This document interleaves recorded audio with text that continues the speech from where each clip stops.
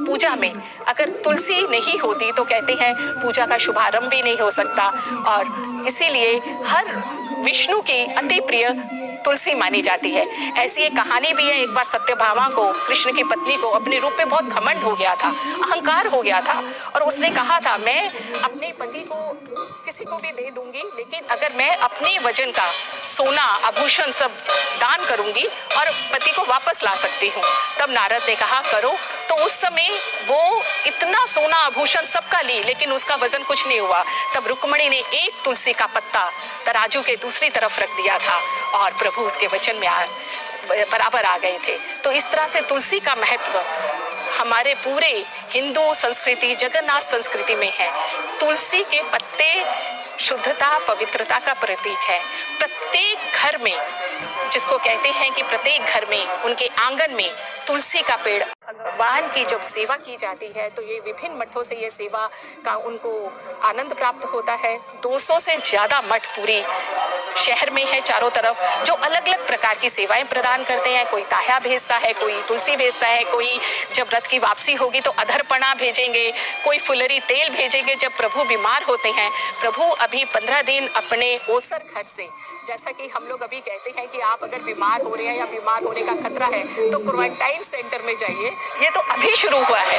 ये प्रभु हजारों साल से, जब से प्रभु की लीला देखिए, वो हर वर्ष जब 108 स्वर्ण कलश से वो नहाते हैं और उसके बाद जब वो बीमार होते हैं तो उनको भी क्वारंटाइन सेंटर की तरह 15 दिन तक अनसर घर में भेज दिया जाता है, और उसके बाद वो आके अपने भक्तों को दर्शन देते हैं, नया रूप लेके, जिसको नव यौवन दर्शन कहते हैं, और नेत्र उत्सव जो आंखों से उनसे मिलके होते हैं। तो ये अभी रथ की सब प्रक्रियाएं चल रही हैं। प्रभु की जितनी भी पूजा की सामग्री एक एक करके, चाहे वो तुलसी हो, वो चंदन लागी हो, वो अभी उसके बाद छेरा पोहरा होगी, जब खुद स्वयं गजपति महाराज आएंगे। एक तरफ तो उन्हें इतना विनम्र दिखाया है कि ये गणतांत्रिक देश है और हम सब समान हैं, हमरा सबाई राजा जिसको बांग्ला में कहते हैं, और वहाँ पे प्रभु भगवान स्वयं आके छेरा पोहरा करते हैं, मर्जना करते हैं रथों की पवित्रता की रक्षा के लिए। स्वच्छ भारत अभियान, जिसको कि अभी सरकार पूरे जोर शोर से चला रही है, और यहाँ पर तो माता लक्ष्मी स्वच्छता का प्रतीक है। वो तो जहाँ उसको स्वच्छता मिलती है, माँ लक्ष्मी वहीं चली गई थी। लक्ष्मी पुराण में बहुत सुंदर कहानी है कि वो एक चंडालिनी के घर भी पहुंच गई थी, क्योंकि वहां उसको बहुत ही सुंदर से सफाई करके माता की प्रतिष्ठा की गई थी और उसने पूजा के लिए बुलाया था। तो ये स्वच्छ अभियान के अंदर आता है, जिसमें कि ये छेरा पोहरा करते हैं, लेकिन सोने की मूठ के साथ। मैंने कहा ना कि हमारे प्रभु एक तरफ तो पूरे योगी हैं और दूसरी तरफ बड़े भोगी। हम एक तरफ उन्हें कहते हैं कि वो कितने साधारण है, हमारे साथ है, हमारे साथ जीते हैं, हमारे साथ रहते हैं, हमारे सुख दुख के साथी हैं, हमारे परिवार में रहते हैं, और दूसरी तरफ उनकी शान देखिए, वो अगर घर से भी बाहर निकलते हैं तो ऐसे विशाल रथ इतने सुंदरता से सजाए हुए, और उस विशाल रथों में बैठ के वो निकलते हैं। और यहाँ पे आप देखेंगे कि सभी रथों के में 9 पार्श्व देवी देवता रहते हैं, जो कि रथों के चारों तरफ उनकी मूर्तियां बनी रहती हैं। जो हमारे नंदी घोष में पार्श्व देवी देवता रहते हैं, वरहा, गोवर्धन, कृष्ण, गोपी कृष्ण, नरसिंह, राम, नारायण, त्रिविक्रम, हनुमान और रुद्र।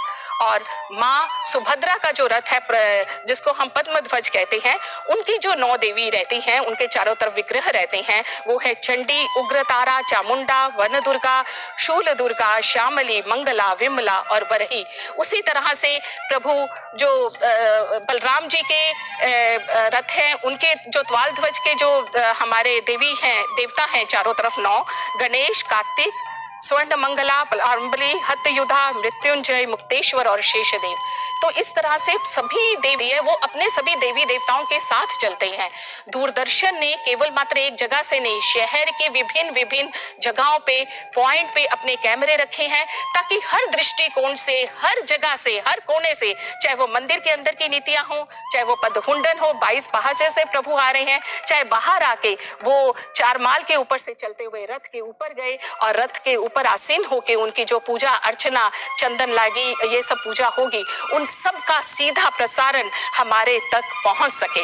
और एक एक चीज को, रथ के अगला भाग, रथ के भी 4 द्वार होते हैं, जिस तरह से मंदिर के 4 द्वार होते हैं, एक एक जगह का उन्होंने